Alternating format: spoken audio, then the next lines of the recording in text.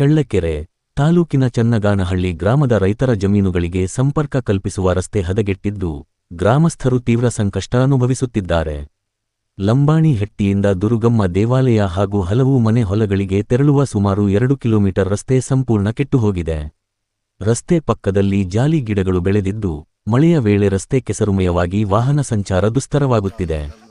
ಇದರಿಂದ ಶಾಲಾ ಮಕ್ಕಳು, ವಯೋವೃದ್ಧರು ಹಾಗೂ ರೈತರು ಪ್ರತಿದಿನ ತೊಂದರೆ ಅನುಭವಿಸುತ್ತಿದ್ದು ತುರ್ತು ಸಂದರ್ಭಗಳಲ್ಲಿ ಆಂಬ್ಯುಲೆನ್ಸ್ ಕೂಡ ಸಂಚರಿಸಲು ಸಾಧ್ಯವಾಗದ ಪರಿಸ್ಥಿತಿ ನಿರ್ಮಾಣವಾಗಿದೆ. ಸಂಬಂಧಪಟ್ಟ ಅಧಿಕಾರಿಗಳು ತಕ್ಷಣ ಸ್ಥಳ ಪರಿಶೀಲನೆ ನಡೆಸಿ ರಸ್ತೆ ದುರಸ್ತಿ ಹಾಗೂ ಅಭಿವೃದ್ಧಿ ಕಾಮಗಾರಿ ಕೈಗೊಳ್ಳಬೇಕು ಎಂದು ಗ್ರಾಮಸ್ಥರು ಒತ್ತಾಯಿಸಿದ್ದಾರೆ.